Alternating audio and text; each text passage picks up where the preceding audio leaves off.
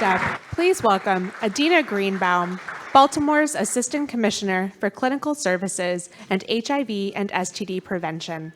Matt Thompson is back to lead the conversation. Good morning, Adena. Thank you for joining us. Thanks for having me. So you hopped over from the CDC to Baltimore. You're working in epidemic intelligence at the CDC, and now we're working in public health in the city that's on the cusp. I think they say it's the most northern of the southern cities and the most southern of the northern cities. But I am curious, as Pew Charitable Trust put it this way, that the face of HIV/AIDS in the U.S. is overwhelmingly Southern, poor, Black, and often rural.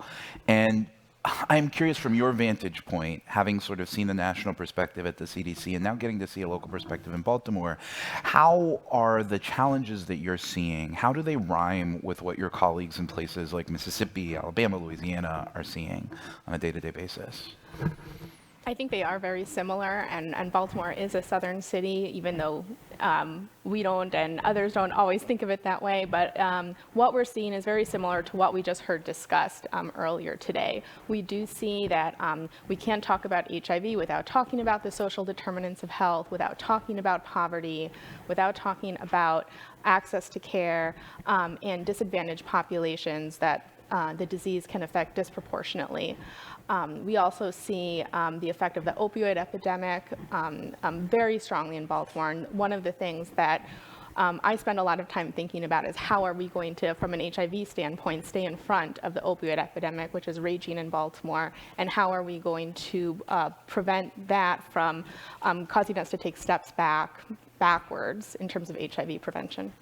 Who are the hardest communities for your team to reach? Gosh, there are several communities that are challenging to reach. One of them is youth. So we have seen improvements across all age groups in the city in terms of numbers of new HIV infections that we're seeing, except in youth. We're not seeing those decreases in the youth, in people 29 and younger. So we certainly have worked with youth in the past, but we need to continue working with youth and change our strategies, come up with new strategies, because we have not been as effective with that group as we have been in others, and we're not doing a good enough job there. So we need to work harder with the youth in the city. Being in media, I can tell you that how do we reach the kids is probably the most constant universal question that we've had to face.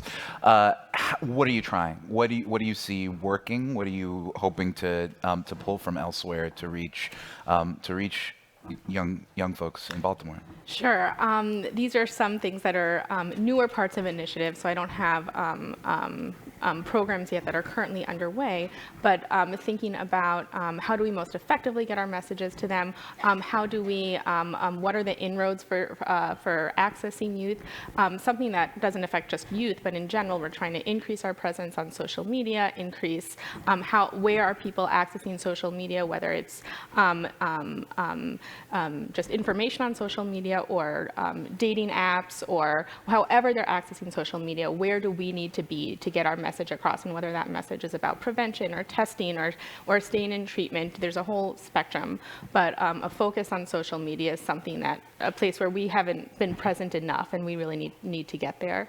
We also are trying to focus on where are the youth already in the city? Where are they already going and coming together to address other issues that are affecting youth in the city? And how do we access those networks that already exist, those leaders in the youth that already exist, not to reinvent the wheel, and to get our messages across there? Yeah. When we talk about youth, there's this interesting phenomenon that's happening right now. Right now, the December cover story of The Atlantic is about what we've dubbed the Sex Recession, a great story by Kate Julian, an in-depth dive into this question of why kids seem to be having less sexual intercourse. At the same time, the CDC is reporting spikes in STDs and STIs that are not HIV/AIDS. And I'm curious, from your vantage point, it seems like a tricky message to manage. That on the one hand, promoting treatments like PrEP and delivering a message that this can be effective, and at the same time saying, but still use condoms to prevent other STDs and STIs. How do you navigate that messaging? That messaging is so important because it is important to remember that HIV is not the only sexually transmitted infection, and it's not the only thing that's part of overall sexual health and wellness. And how do we talk about overall sexual health and wellness, inclusive of HIV and everything else? And part of that is continuing to talk about the rising rates of chlamydia and gonorrhea, and in Baltimore, especially syphilis, across the entire population, and to talk about how wonderful PrEP can be for somebody if that's the right decision for them at that time in their lives. But to talk about, this prevents HIV, but it doesn't prevent against pregnancy, it doesn't prevent against other STIs, and the education that goes into that. Something that we have in Baltimore, as well as some other cities that other local health departments and other clinics have done, is had a network of peer navigators around PrEP. So unlike other medications where you would just receive it in the doctor's office and you have your medication, you go home and take it, you have a network of peer navigators who truly are peers to talk about all those other things that are going on in your life and that relate to taking that pill. So we like to say PrEP is not just a pill, it's a program, because there's lots of other things that go into it aside from just that pill that you take every day. Yeah.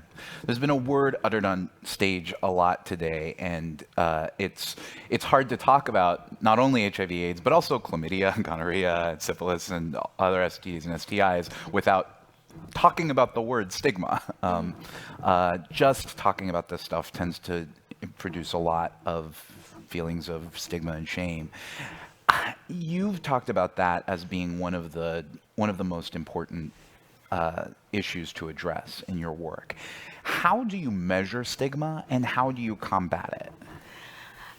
Those are two really, really hard questions, and I couldn't agree more with everything that has already been said here today about stigma and how important it is to address that, and how that's one of the largest challenges I think we face in making a lot more progress. And it's something that in Baltimore we've recognized as really one of our top priorities. So in terms of measuring stigma, that's a very hard thing to measure. It's not something that, as an epidemiologist, I'm used to, I'm used to measuring. It's easier to measure number of HIV tests and number of new HIV infections and number of people who are virally suppressed. How do you measure the quantity of stigma? So one thing that we've done is we've made sure that in our programming that tries to address stigma, that all of those programs are evaluated, that we do have some measure of success in order to tell us, okay, is this something that's working or is this something that's not working? And that's both quantitative and qualitative. So some methods are using in-depth interviews with participants, with key members of the community, having small groups of people get together to talk about things and recording those conversations with them, knowing that it's being recorded, and then being able to go through what they have discussed, finding themes in what people are saying, and using that as some quantitative measure. Some of the other programs we've done around stigma, one is Project Presence, which is a photography exhibit, which has afterwards, we've heard from interviews of people who participated, the sense of empowerment they get from being visible in their community when they feel like they have not often seen people like themselves be visible before, and a sense of self-affirmation that they can be who they are and free to be who they are. And then the feedback they get from others saying, thank you for doing that, because that has now affected me, and now I feel like I can be free with who I am. So it definitely is a very different method, a different way of measuring it, and I think something that we're still trying to fine-tune and develop as we go along. Yeah. I know from my days volunteering at the Minnesota AIDS Project and doing safer sex interventions, how important it is to have the faces and voices of folks who are right at the center of this fight represented in doing the work. At the same time, one of the dimensions that has, I think, been part of the fight against HIV/AIDS from the beginning has been a sense among a broad swath of the public that it's something that affects those folks over there, and that we don't all need to be worried about it. How do you navigate both foregrounding the faces and voices of folks who are most at risk in the struggle against HIV/AIDS, and at the same time really bringing the public along and helping everyone understand that this is a global effort. So that's a struggle that I really feel a lot, and it comes up in a lot of different ways. Why are you? Some feedback I might hear is, why are you focusing so much on this population and not focusing on me? And the answer might be, well, because epidemiologically, this is the population that's most at risk, so we should focus most of our resources here. But at the same time, it is important to have everyone feel like they're included in the solution, and yes, we are doing this to help you as well. So. It's just so important to know your community, know people in the community, and it's not just one community. It's lots and lots of communities, and really engage the leaders in those communities to find out the best way to talk about this within their community, and what really resonates with them, and then. It comes more naturally then for people to acknowledge, okay, yes, this can affect me because somebody who is an important person and somebody who I trust in my community is talking about it. And so much of it does come down to trust and empathy, which, like stigma, are very hard things to measure and very hard things to change and take a long time to move the needle. And we're trying to work more and more on how do we build empathy? How do we build empathy between different aspects of the community, between physicians and patients, between the public health sector and the community? How do you do that? How do you build empathy, and how do you build trust? We talked earlier this morning in the very first session with Ambassador Birx about the sort of global resource challenges about HIV/AIDS. Before I turn to a couple more questions from the audience, I wanted to ask you this question on a micro level, on a microcosm of the city. How well-resourced do you think the fight against HIV/AIDS is currently in Boston, or in Baltimore rather, and where would you apply more resources and work? We can certainly, there's always more that we want to do. There's always more that we feel like we should be doing. And we certainly try and do our best and work every day towards being the most efficient with the resources that we have. But there's always more that we could be doing with more resources. If I could drop money bags from on high on you, where would you throw them? So we still have the communities that we started talking about that have been hard to access. So not only youth, but other vulnerable communities in the city.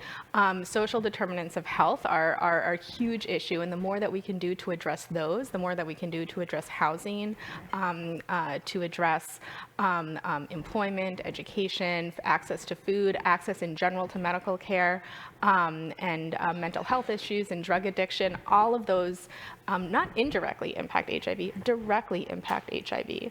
So a philosophy that we have adopted in Baltimore that has been really promoted by the New York City Health Department is a status neutral approach. So everybody has an HIV status. It's either positive or negative. And when somebody takes an HIV test and it's positive, then we do sort of what we've been talking about today. It's so important to focus on access to care, getting in care, retention in care with the ultimate goal of viral suppression. And that really links into the message of U equals U, undetectable equals untransmittable, which really has a focus on reducing that stigma associated with HIV and the difference, as we just heard, the difference that it can make to somebody knowing their virus is undetectable. They are not a risk to the people that they care about, and they can do things in their lives that are very important to them without putting other people at risk. When somebody takes a test and the test is HIV negative, it's really important not to stop there, especially if that person is at high risk for getting HIV, especially people who have had multiple STDs. We can see in our data people get chlamydia, then gonorrhea, then chlamydia, maybe syphilis, then gonorrhea. We know that HIV is coming, and it's our duty to make sure that doesn't happen. That's horrible that we can just see that happening in the data. We need to stop that from happening. So for people who are at risk for HIV, we don't stop at that test that's HIV negative. We say, okay, well, how do we keep you HIV negative? What do you need to stay HIV negative? Do you need access to housing because you don't have housing that you might be participating in risky behavior? behaviors that puts you at risk for HIV? Do you need access to drug treatment? So that's a newer area for us, an area that we're trying to move more into, and that's hard. That's really hard to do. Yeah. So that's an area where I would like to put more resources. Let's see if we can sneak in one question from the crowd. Right there in the back. Hi, I'm Sarah Dodson from the National Institutes of Health.